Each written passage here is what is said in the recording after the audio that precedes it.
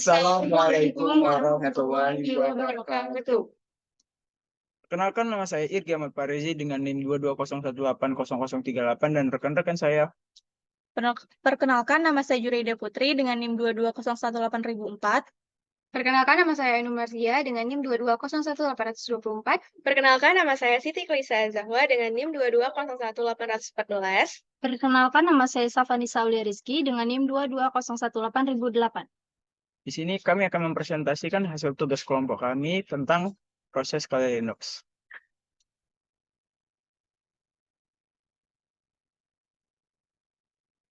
Baiklah, yang pertama ada pengertian Linux Kali ataupun Kali Linux. Kali Linux adalah sistem operasi berbasis Linux yang dirancang khusus untuk keperluan keamanan komputer. Dikembangkan oleh Offensive Security, Kali Linux menyediakan berbagai alat keamanan dan perangkat lunak untuk uji penetrasi, analisis forensik, dan pekerjaan keamanan informasi lainnya. Dengan kata lain, Kali Linux digunakan oleh para profesional keamanan untuk mengidentifikasi dan mengatasi potensi celah keamanan dalam sistem komputer.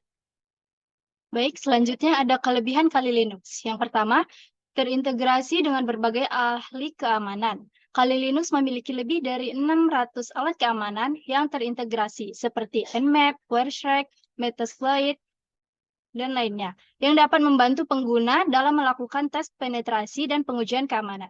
Yang kedua, gratis dan open source. Kali Linux tersedia secara gratis dan open source, sehingga siapapun dapat mengunduh dan menggunakannya tanpa membayar lisensi. Yang ketiga, kompatibilitas hardware yang baik. Kali Linux dapat diinstal pada berbagai jenis hardware dan kompatibel dengan berbagai perangkat keras. Yang terakhir, memiliki komunitas yang besar. Kali Linux memiliki komunitas pengguna yang besar dan aktif yang membantu dan memberikan dukungan dan solusi jika terjadi masalah pada sistem. Adapun kekurangan dari Kali Linux, yaitu tidak cocok untuk pengguna pemula. Kali Linux dirancang khusus untuk ahli keamanan dan profesional TI yang memahami keamanan jaringan dan sistem, sehingga pengguna pemula mungkin kesulitan dalam mengoperasikan dan menguji sistem. Yang kedua, kurangnya dukungan resmi. Kali Linux tidak didukung secara resmi oleh vendor perangkat lunak atau perusahaan tertentu, sehingga mungkin sulit untuk mendapatkan dukungan teknis jika terjadi masalah atau kesalahan. Yang ketiga, yaitu kurang stabil. Kali Linux sering mendapatkan pembaruan sehingga mungkin kurang stabil dan sering mengalami bug atau kesalahan. Tapi meskipun Kali Linux memiliki beberapa kekurangan, kelebihannya yang menonjol dalam bidang keamanan menjadikannya pilihan populer bagi para profesional dan pengguna yang membutuhkan sistem operasi untuk pengujian keamanan. Selanjutnya, cara install Kali Linux. Pertama, install file Kali Linux. Kedua, begitu juga dengan Ventoy diinstal, lalu masukkan file Kali Linux ke dalam Ventoy. Setelah itu dimasukkan ke dalam flash disk dan masukkan flash disk ke laptop yang ingin diinstal di Kali Linux.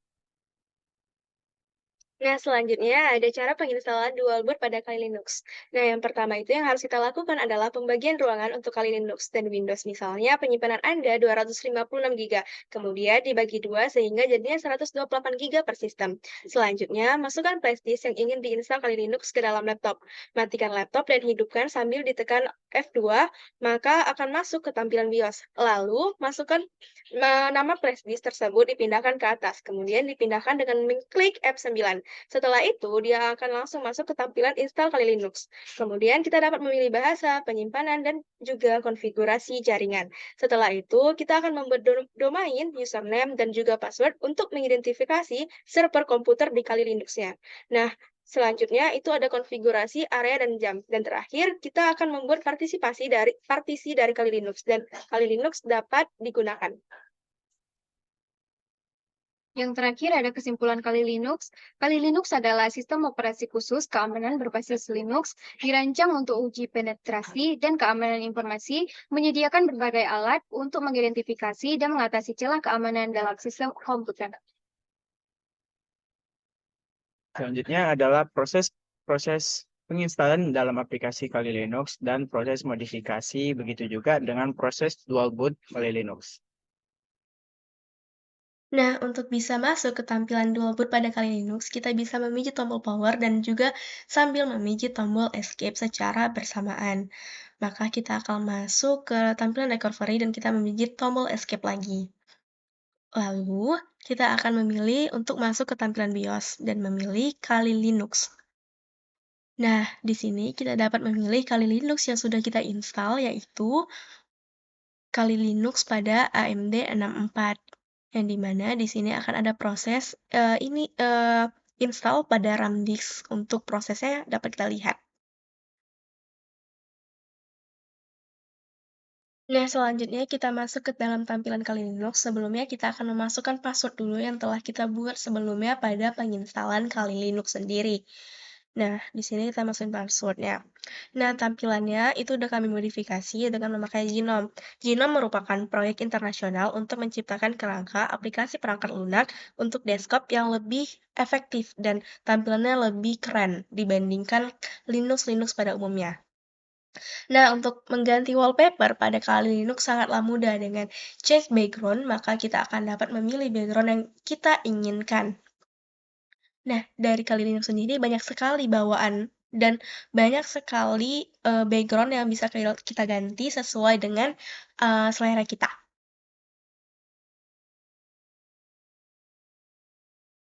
Nah, kita juga dapat mengganti mode terang dan mode gelap juga pada Kali Linux. Nah, selanjutnya kita akan mengganti menu yang ada di bawah pada Kali Linux. Nah, menu ini dapat berubah posisinya dengan left, bottom, right, dan juga top. Nah, kami memakai bottom yang di bawah, left itu untuk di samping, top itu untuk di atas, dan right itu untuk di samping juga. Nah, kita juga dapat mengubah warna pada menu di bawah. Kita bisa mengubahnya tanpa warna dan juga bisa mengubah warnanya. Dan itu warnanya bisa kita custom sesuai apa yang mau kita. Nah, dengan Genome ini sangatlah mudah untuk mengganti menu-menu dan juga wallpaper pada Kali Linux. Dengan tampilan Genome ini sangatlah user friendly dan mudah dimengerti.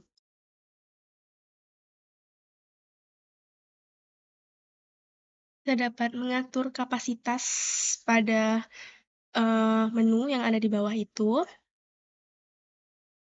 Nah, itu sudah berubah warnanya, dan juga kita akan bisa mengganti mau sebelah kanan atau sebelah kiri, mau di atas ataupun mau di bawah.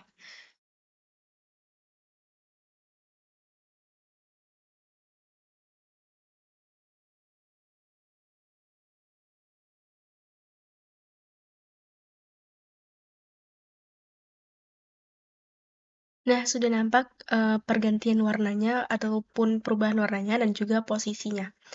Nah, di sini kita juga dapat mengatur ukuran pada aplikasinya, icon-icon yang ada, dan juga ukuran pada navbarnya, pada menunya.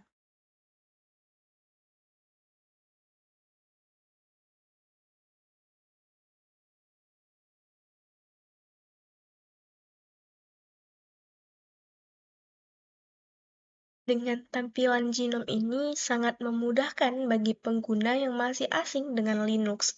Nah, di sisi paling kanan terdapat sebuah pemberitahuan tentang baterai, kecerahan, suara, pengaturan, mode malam, dan juga pengaturan. Nah, ada juga mode pesawat. Untuk masuk Wi-Fi, untuk menyambungkan Wi-Fi dengan user kita, untuk device kita ini di Kali Linux dengan tampilan Genome ini sangatlah mudah. Dengan memilih Wi-Fi yang kita mau dan memasukkan password yang sesuai dengan Wi-Fi kita, maka Wi-Fi dapat terhubung dengan device kita.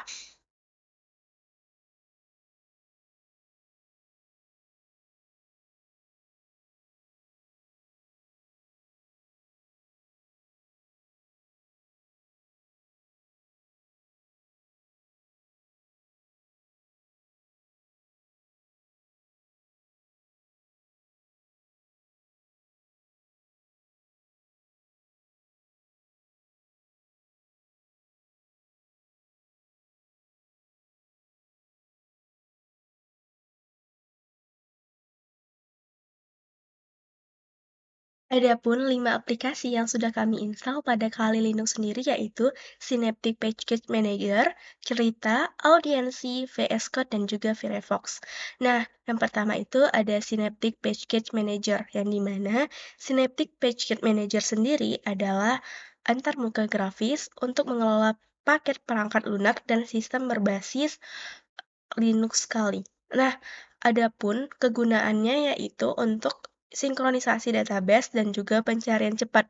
Nah, ini adalah contoh tampilan pada Synaptic Package Manager.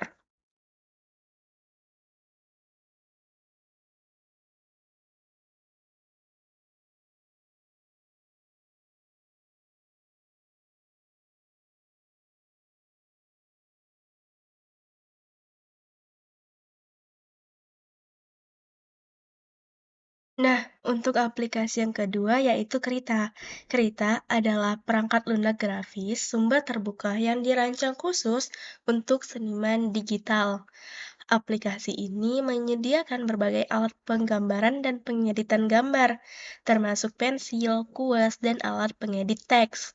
Krita sering digunakan untuk menggambar ilustrasi komik dan seni digital lainnya. Keunggulan Krita terletak pada fitur-fitur seperti dukungan tablet grafis, berbagai mode pensil dan kuas, serta kemampuan untuk bekerja dengan berbagai jenis file gambar. Ini merupakan tampilan dari aplikasi Krita sendiri.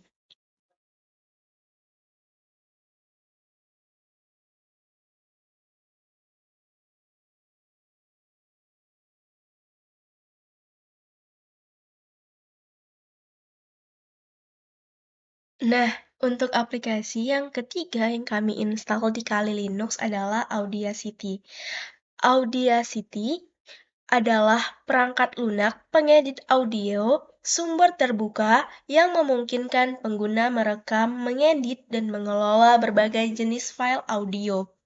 Aplikasi ini sering digunakan untuk merekam podcast, membuat musik, atau melakukan pengeditan suara pada proyek-proyek multimedia. Audacity mendukung berbagai format file audio dan menyediakan berbagai fitur pengeditan termasuk pemotongan, penyisipan, dan efek audio. Nah, ini adalah contoh pada tampilan Audacity.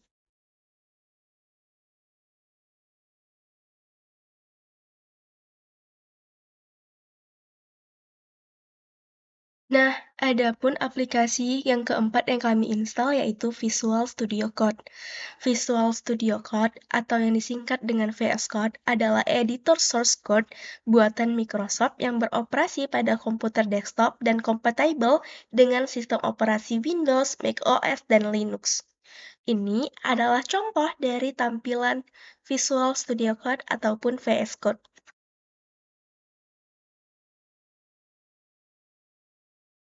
Adapun aplikasi terakhir ataupun aplikasi yang kami install di Kali Linux adalah Firefox. Firefox adalah peramban web yang dikembangkan oleh Mozilla. Ini adalah perangkat lunak sumber terbuka yang populer, terkenal karena penekanannya pada privasi pengguna dan standar terbuka. Firefox mendukung banyak ekstensi yang memungkinkan pengguna untuk menyesuaikan dan meningkatkan fungsionalitas peramban sesuai dengan kebutuhan mereka. Nah, ini adalah contoh aplikasi Firefox di Kali Linux. Sekian dari presentasi kami. Bila ada yang kurang, mohon dimaafkan. Assalamualaikum warahmatullahi wabarakatuh.